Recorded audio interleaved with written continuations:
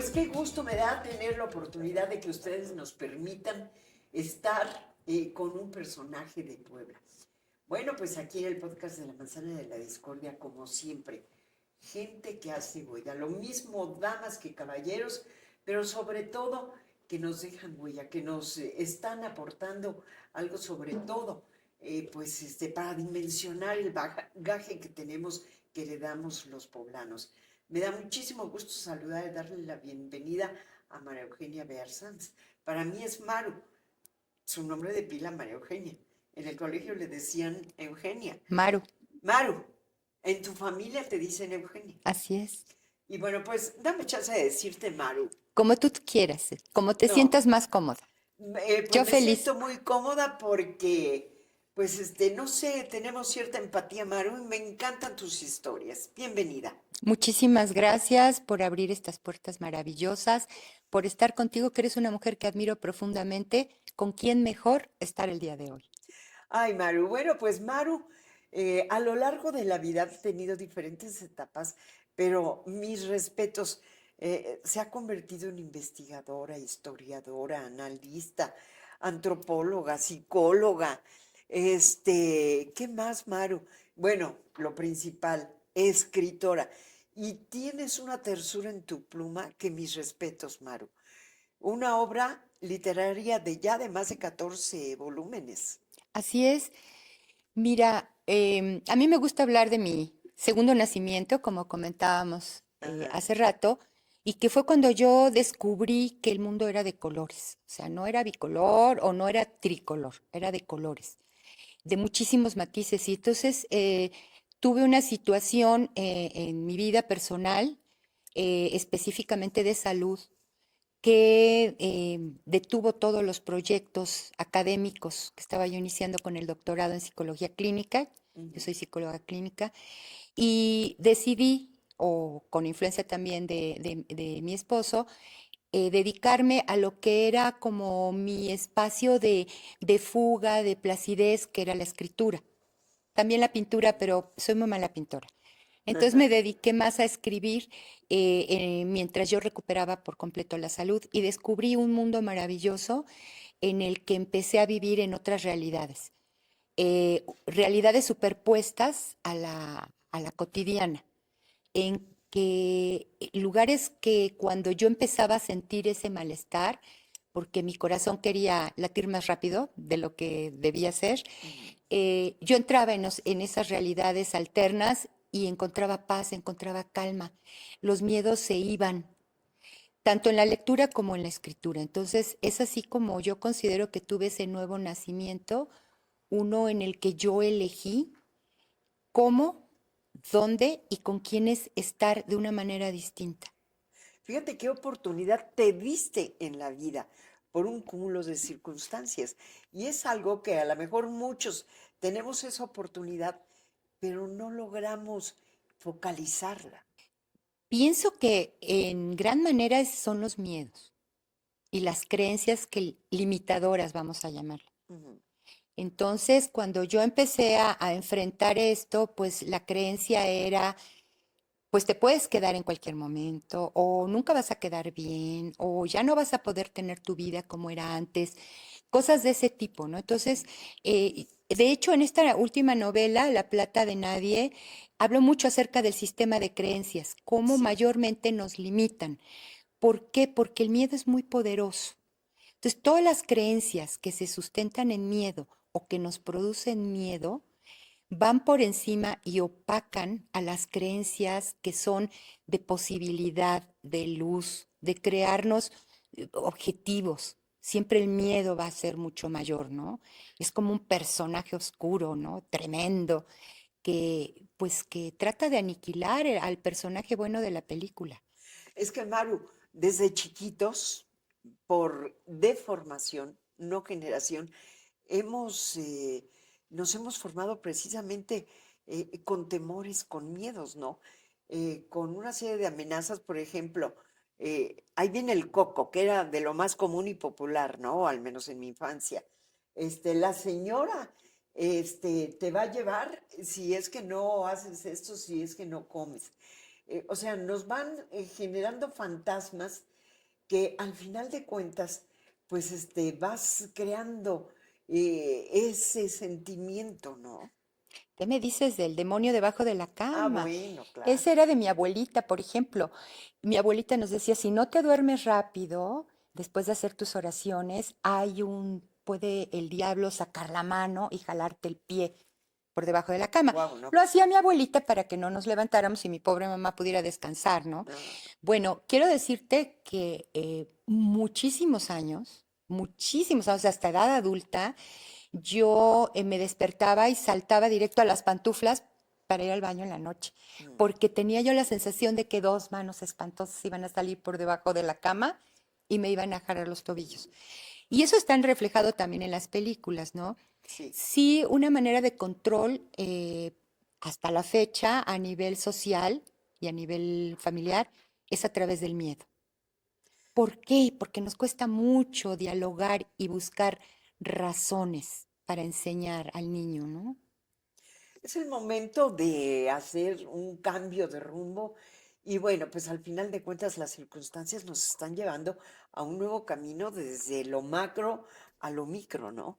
Las mamás de hoy pues ya traen otra programación y tienen que ser más congruentes en que en lugar de formar seres temerosos, asustadizos, pues tienen que propiciar seres plenos, gustosos, entusiastas, Maru.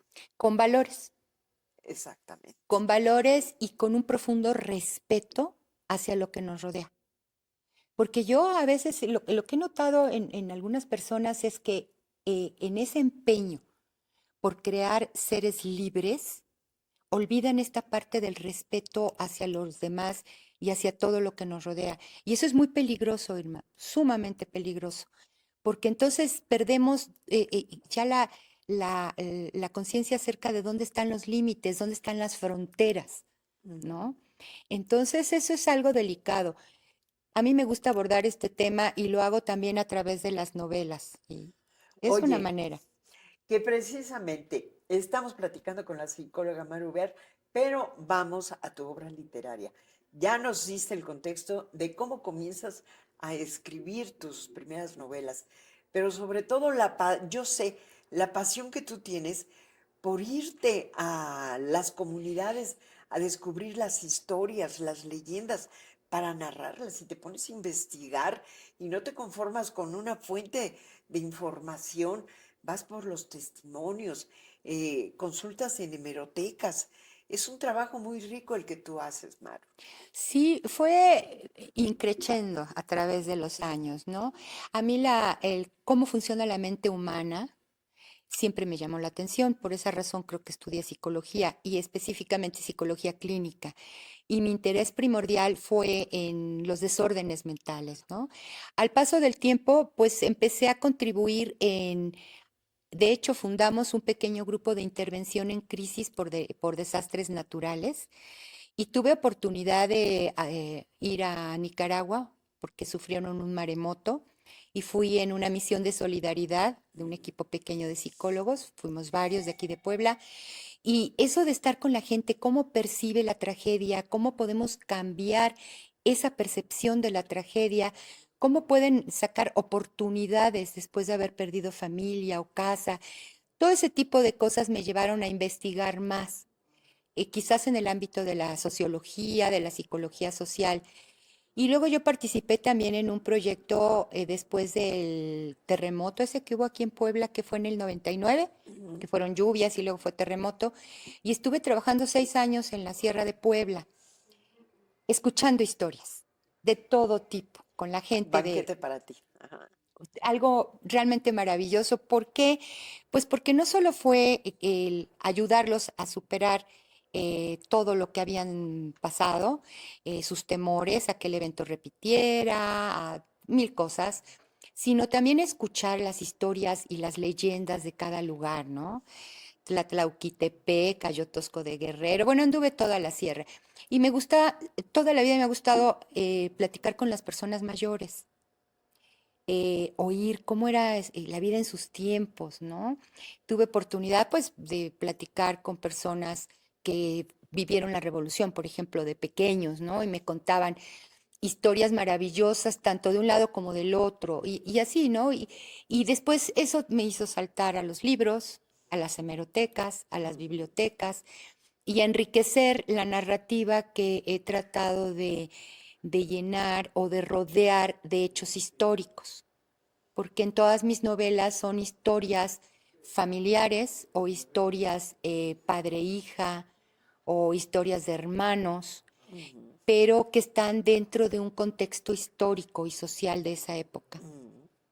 Fíjate que es una radiografía de lo que fue y de donde se derivan muchas historias de las que vales hoy, pues tenemos la herencia y han sentado las bases para la sociedad actual, Maru. Es interesantísimo la forma como abordas cada uno de estos temas, los personajes, cómo los recreas, la narrativa de el contexto en el que se dan los diálogos, el trabajo, el movimiento. Es una pluma, tu pluma es una pluma pródiga, eh, con muchos colores. Tu mundo es de colores, yo veo tu pluma de colores, Mar. Pues eso intento. A veces son los lugares los que me sugieren la historia y de ahí nacen los personajes. A veces es lo contrario. Tengo idea de un personaje que Mm, quiere contar algo y de ahí busco el set donde se va a mover, ¿no? Donde va a recrear su vida. Y hay algo que me sucede, no sé si le suceda a otros escritores, parece ser que sí, no es nada más, me ocurre a mí, que hay un punto de la novela o hay un punto en el que el personaje ya pareciera ser que me dicta, me va dictando la secuencia y lo que quiere que yo diga. Es como si me usara como vocero. ajá, Y es un punto súper bonito porque interfiere en mis sueños, ¿no? Luego le comento a mi marido, es que ayer no pude dormir porque estuve corrigiendo ajá. los diálogos. Pero sobre todo tienes un encanto, tú disfrutas un encanto de meterte, por ejemplo, a las haciendas, que son muros a punto de derrumbarse, en algunos casos, eh, cargadas de una serie de historias, de vivencias y de enseñanzas, Maru.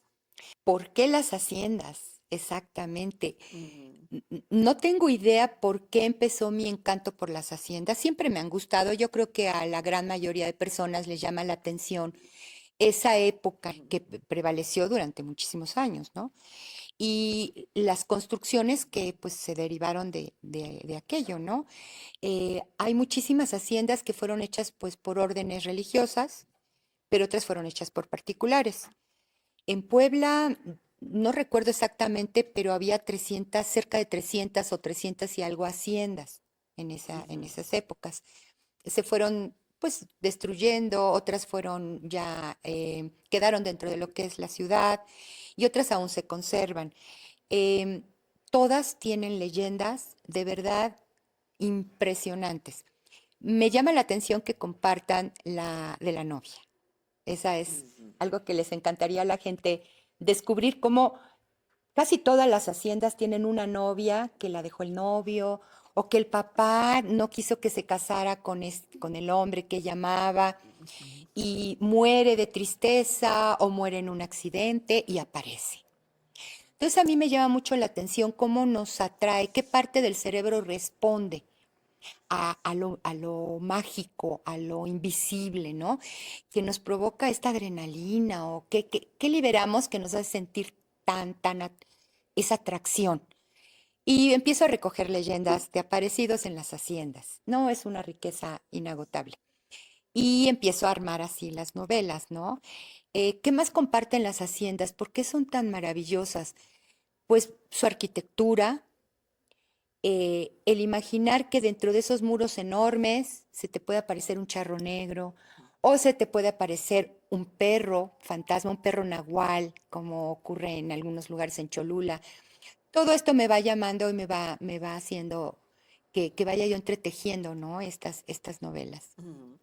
Bueno, y por esto definitivamente cada una de tus novelas es un éxito porque estás mostrando ese México de siglos atrás, cargado de leyendas, de historias, de formas de ser, de formas de convivir, de tragedias, de alegrías, y al final de cuentas, pues se trata de una leyenda, todo se convierte en una leyenda que hemos escuchado de generación en generación, que además hay que admitir que cada generación le va poniendo su propia picadita, su sabor, Claro, ¿no? claro. Eso es delicioso, ¿no? Cómo se van enriqueciendo las leyendas. Ujú. Eso es maravilloso. Y ocurre en esta última, la Plata de Nadie, que es la que tengo ya a disposición, que se acaba de presentar. eh, Entré de lleno en el mundo paranormal, ¿no? En las otras novelas, a ver, cada novela para mí representa un reto. Mm. Trato de hacer algo distinto a lo que hice en las novelas Claro, no anteriores. prolongación, exacto. Entonces vamos a encontrar sorpresas. Yo misma me propongo unos retos a veces tremendos, ¿no? Ocurrió cuando fue el aniversario de la batalla del 5 de mayo, me invitaron, participé con una novela que quedó, para mi gusto, bueno, todas me gustan, son como mis hijos, Mm. quedó excepcional porque sabemos que Puebla quería que ganaran los franceses, ¿no? Entonces, Un capítulo que nos una duele, que pero nos hay que ser duele, pero realistas. tenemos que ser realistas y sabemos que no estábamos contentos con lo que venía ocurriendo ya en el país. Entonces, pues muchas familias prepararon banquetes para los franceses pensando que iban a ganar y que pierden, que gana nuestro señor Zaragoza y que pierde. Con todos los acapuastlas y Entonces, xochapulcas. mis maravillosos personajes es una señora viuda, que sus hijas no son muy agraciadas, y que quiere mejorar la raza. Y qué mejor con franceses, pero resulta que perdieron. Entonces agarra a las hijas y les dice, se me van al cerro y me traen franceses, aquí los curamos, los ponemos a punto y alguna de ustedes tiene que agarrar marido aquí, ¿no? Y así empieza la historia. Quedó hermosa esa novela, la verdad, porque sí recopilé muchísimos datos acerca de lo que ocurrió. Todo lo que está de trasfondo de la historia de la familia es lo que ocurrió en el 5 de mayo. Mm. Y me dicen después, ¿por qué no colaboras con una novela sobre el sitio de Puebla? Porque pues también es aniversario y para que Claro. salga en la colección. Ujú. Dije, no, ¿cómo otra vez el mismo tema? O sea, está dificilísimo. Porque de alguna manera también abordé lo que era el sitio de Puebla. Pues salió otra novela que se llama La mentira de Marieta, hermosa, que arranca con la explosión de la colecturía del diezmo en Chachicomula. Mm. Y es una historia de amor hermosa y que también recupero las acciones que se llevaron a cabo durante el sitio de Puebla. Entonces, dije, ¿por qué no me voy a poner un reto con cada novela? El que los personajes sean diferentes, el que hablen diferentes, el que tengan una narrativa distinta, ¿no? Y ahora juego con un tipo de narrador y ahora en la siguiente novela es en segunda persona. Ah, pues no he trabajado tal cosa y lo hago. Entonces en esta, la más reciente, que es La Plata de Nadie, dije mundo paranormal. ¿Cómo puedo desarrollar personajes creíbles que caigan bien y que se muevan en un mundo paranormal totalmente, ¿no? Entonces, pues hay psicofonías, que tomé una real, ¿eh? En la hacienda donde estuve. Logré captar una psicofonía real. Ah, caray. Y hay todo tipo hay fantasmas, hay brujas y el demonio, Ujú. ¿no? Pero es que la hacienda se presta porque la hacienda tiene todas esas leyendas juntas. Entonces, Cierras los ojos y como que tratas de recrearte en la hacienda original, en sus buenos tiempos, ¿no? Escuchas los ruidos. Bueno, pero te voy a decir, Maru, eso no cualquiera lo tenemos. Solamente una persona que ama estos temas, que ha tenido la capacidad de expresarlos, de plasmarlos y que se ha dedicado a la investigación. No cualquiera puede tener ese tipo de fantasía para aterrizar estas obras. sí es complicado, la verdad es que sí, y yo trabajo muchísimo. Me dicen, nace la novela y te pones a escribir, o sea, hay gente que cree que me siento y así como en las películas, ¿no? Llega todo y me pongo tun, tun, tun, tun, tun, tun. Ojalá y fuera de esa manera, o sea, en realidad escribo, pero luego paso larguísimas horas corrigiendo. Quizás llevo más en corrección que en lo que me lleva a la redacción. Y claro que el estar en contacto con las haciendas, el recorrerlas, el sentarme recargada la espalda en el muro, el ir tocando las puertas, por ejemplo, hay veces que le digo, ya, cuéntame qué pasó aquí, y no lo que está Hablen escrito. muros. Hablen muros, a ver, o me siento a un lado de la fuente, bueno, el personaje tal, ¿qué sentiría, no? Al estar sentado aquí, ¿qué ve? Ah, pues ve esa ventana. ¿Qué pensaría o qué sentiría? Y el otro que está espiando del otro lado. ¿Por qué las haciendas? Y otra cosa, ¿por qué Puebla? Amo mi estado, me encanta mi estado de Puebla. Y sí tengo oferta para visitar otras haciendas de otros lugares. Por ejemplo, Tlaxcala tiene unas haciendas También de una gran divinas, tradición. divinas. Tiene una tradición impresionante. Querétaro, eh, pues las haciendas del Enequén, o sea, pero me he quedado en Puebla porque es mi estado. Nací en el estado de Puebla, amo Puebla y pues hay muchísimo material. Y sí se necesita ese contacto. Eso te ayuda mucho como escritor. Claro, no puedes escribir sino antes ir, reconstruir, armar un rompecabezas, ¿no? Y eso lo vas haciendo con los más viejos de las comunidades. Así es.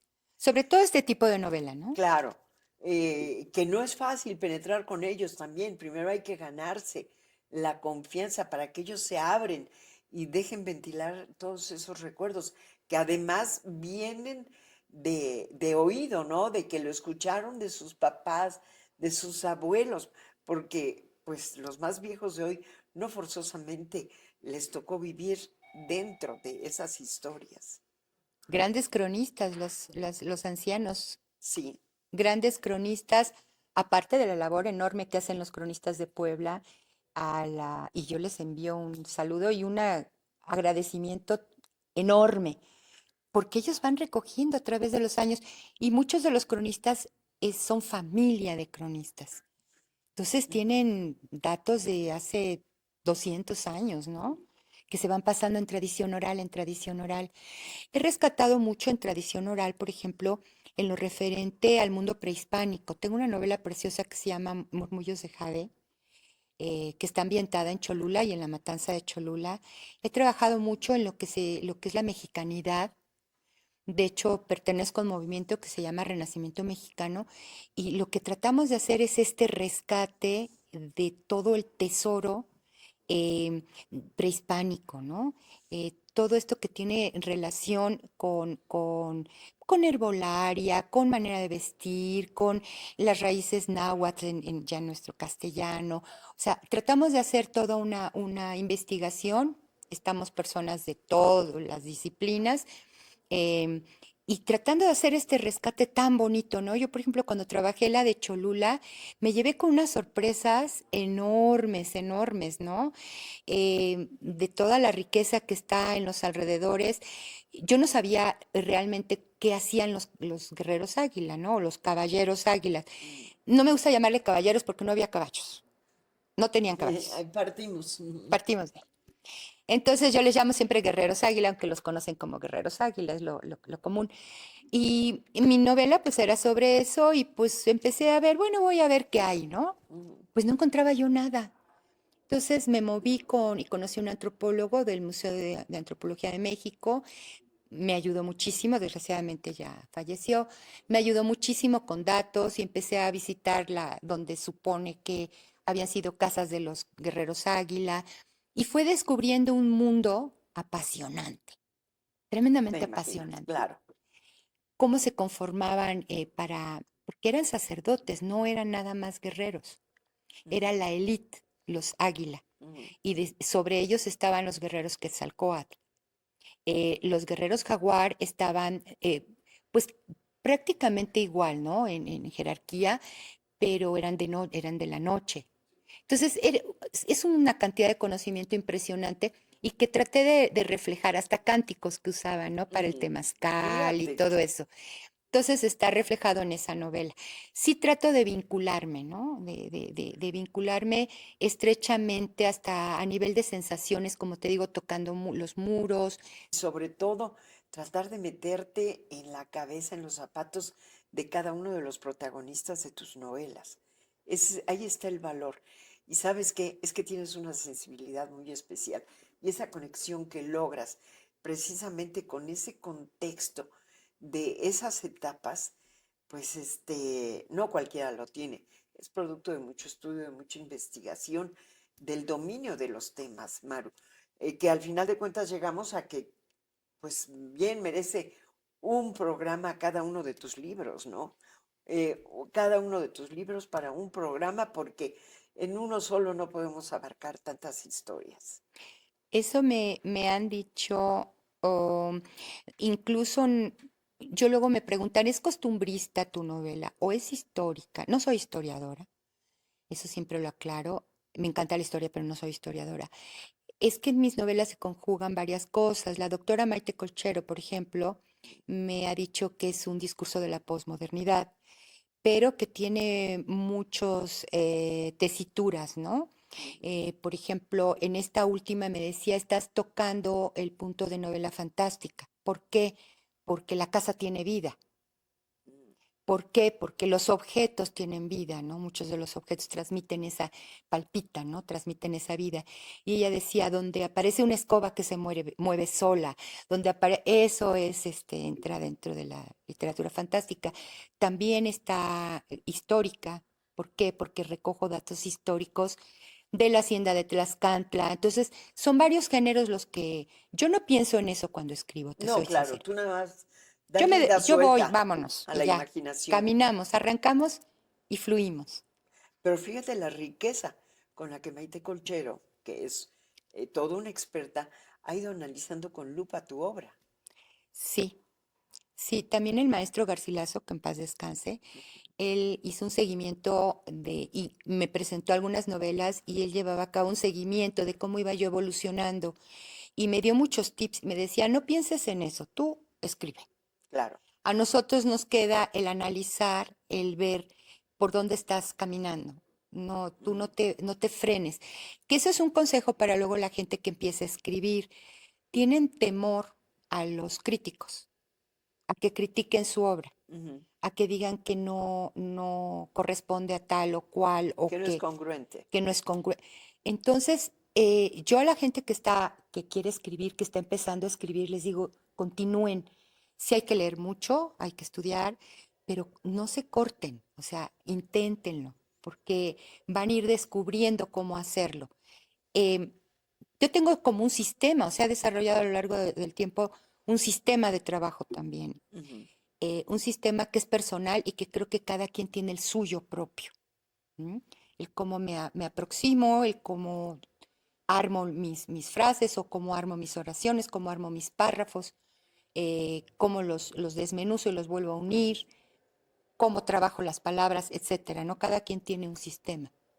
Oye, ¿a qué hora escribes? En qué ambiente es cuando te sientas y dices, es el momento? Mis horarios son un poco caóticos, ¿eh? Yo lo entiendo desde el punto de vista de la fisiología cerebral en que tenemos picos, ¿no? De estar con más claridad, de fluidez. Sí, yo los puedo detectar. Hay días que digo, oye, ¿ahora qué escribí ayer? Está horrible, ¿no? Entonces ya sé que no estoy in the mood, ¿no? Como para ponerme a escribir. Y no lo hago, me pongo a leer, me salgo al centro de Puebla, me encanta ir de paseo por ahí a tomarme un cafecito por ahí, o pues visito a mi familia, lo que sea, ¿no? No Ujú. escribo. Y cuando noto esa vena, que toco fluidez, pues me puedo sentar y no me doy cuenta del tiempo, Irma. Hay veces que me siento en la tarde y cuando oigo los pajaritos es que ya amaneció. Claro, no te quiero decir que ya tengo un problema en las cervicales y que luego se me hinchan los pies, me dice María, pero ¿cómo? O sea, ¿no dormiste? Pues no, no dormí. Y a lo mejor escribí 2 hojas. Sí, y es de que es el momento en el que se enciende, Se digamos. enciende, se enciende. Eso les pasa a los físicos, les pasa a los matemáticos, creo que a todos nos pasa. Que hay días que nos sentamos frente al escritorio y decimos, pum, pum, empieza a fluir y decimos, este es mi momento, ¿no? Ujú. Lo que sí te quiero decir es que escribo diario. A la hora que sea, aunque sea una tontería, reviso y escribo diario. A veces hago cuentitos, a veces hago una carta a mis villanos, mis enemigos internos, Tus fantasmas. y luego la tiro. A veces escribo a mano, Ajá. a veces escribo en la computadora. Todas las novelas salen en la computadora, Ujú. pero frases, ideas y todo, y datos que voy recopilando vienen en libreta y que me acompaña a todas partes la libreta. Se acaba y pongo otra. Oye, ¿cómo te sientes? O sea, realmente tienes una producción literaria que no cualquiera, pero además esto, ¿qué es lo que te caracteriza? Que cada libro es diferente, es una historia diferente, son personajes diferentes, son leyendas que vas recopilando, ya lo sabemos, pero no forzosamente pues has iniciado una narrativa que se vaya prolonga y prolonga. No, si son diferentes esto, que te voy a decir, tengo una que todavía no publico, que estuve en la hacienda de Ozumba, que es una cosa, bueno, majestuosa la hacienda. Y platicando con los dueños que me abrieron las puertas de su casa, me contaron todas las historias cerca de la hacienda. Le digo, oye, ¿y de fantasmas qué? ¿Qué cosas ven en las noches o qué? Me dice, mira, yo aquí vivo, hay veces que estoy completamente solo porque son días festivos y se va la gente que trabaja aquí. Nunca he visto ni escuchado absolutamente nada. Dije, ¿y ahora qué voy a hacer? Te cierra la puerta. Entonces me quedo pensando, le digo, ¿te importa si invento algo? Me dice, no, no, tú eres la escritora, lo que tú quieras hacer, eso vas a hacer. Ujú. Y pues cayó un ángel de Nozumba. Ah, mira. Todavía no está publicada, pero dije, ¿por qué voy a inventar un fantasma viendo tantos? Entonces voy a crear un personaje, ¿no? Me costó mucho estar buscando qué personaje, y si es un perro que habla, y si es un caballo que vuela, y si es, ¿sabes? Y llegué a esa idea de ese ángel y quedó una novela hermosísima porque es una relación y un amor de un padre hacia una hija, ¿no? Y por ahí hay un ángel que cuida Puebla, Ah, nuestra fíjate. bellísima Angelópolis, Ajá. que en muchas novelas llamo Angelópolis porque hubo, en el pasado así la llamaban, ahora se recuperó, ¿no? Al tener el centro comercial, pero era nuestra ciudad de Los Ángeles, Así es. que por cierto no les gustó mucho a los poblanos de aquel entonces que le pusieran Puebla de Zaragoza. Es otra historia. Sí. Pues fíjate qué interesante. Nos llevas de la mano y sabes qué, yo creo que la gente más próxima a ti ha de decir, no ha de ser fácil tratar con un personaje que tiene tanta fantasía, que tiene tanta imaginación, tanta creatividad, como que dices, ¿en qué momento la pesco? De su fantasía, de su creatividad. ¿Creerá que estamos en una de sus novelas? ¿Cómo? Pues sí, yo creo que los desespero de repente, ¿eh? Dice mi hijo, contó una anécdota que yo desconocía el día de la presentación, que su hija, que tiene 3 años, mi nieta, Ah, viendo caricaturas y tal, le dijo que era un fantasma. Y le dijo, ¿sabes qué? Pregúntale a tu yachis, o sea, a tu abuela, es experta.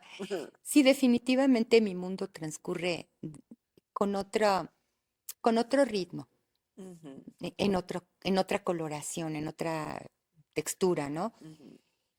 Sí oscilo mucho entre la fantasía y la realidad. Eso me hace a veces ser un poco melodramática, pero creo que también me hace bastante flexible, ¿no? Y comprensiva, creo yo. Platico poco con mis amigas, muy poco de lo que hago, Ujú. porque no a todo el mundo le gustan estos temas, pero sí tengo amigos o amigas que están en el tema de haciendas, en el tema de historia, en el tema de filosofía, con las que sí podemos platicar, ¿no? Claro. Pero con la gran mayoría no es sencillo. Ni que me pesquen ni yo pescarlas. No, pues dicen que entre gitanos no se leen la mano, ¿no? Así es. Entre alacranes no se pica. Lo dejamos en gitanos. Oye, Maru, pues qué placer, ¿eh? La verdad, me encantaría que nos fueras haciendo un relato de cada uno de tus libros. Lamentablemente el tiempo no es nuestro mejor amigo, pero ya habrá la oportunidad de pues analizar desde otra perspectiva precisamente tu obra literaria. No sabes qué agradecida y sobre todo pues me siento dichosa de tener la oportunidad de que nos hayas pues cedido todo esto, todo este tiempo, porque sentar a Maru con esa actividad que se trae, esa hiperactividad de la que eres dueña, no es fácil. No, pues yo súper agradecida. Y pues espero que se acerquen a leer La Plata de Nadie e invitarlos a leer las anteriores. La Plata de Nadie fue editada por Editorial Delirio. Me ayudaron muchísimo porque también es la otra parte que desconocemos, ¿no? Lo que es el trabajo de edición y de revisión. Y ellos estuvieron muy cercanos, me ayudaron mucho, se logró esto y pues muy agradecida por la invitación. No, Maru, y no va a ser la única. Y bueno, pues nos tenemos que despedir. Muchas gracias. Tenemos que agradecer a Anel Nochebuena, que es la directora de Museos de Puebla, por la oportunidad que nos ha dado de venir a grabar estos programas aquí en la biblioteca del Museo Barroco. A Grace Balcázar, que es la responsable directa de este recinto museográfico.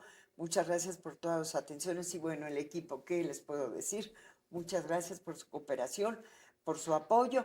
Y bueno, pues un aplauso para nuestra invitada de este día, Maru Muchísimas Beas. gracias, muchísimas Bueno, gracias. cálido el aplauso, mi querida Maru. Muchas Pues gracias. muchas gracias y nos vemos en la próxima. Así es.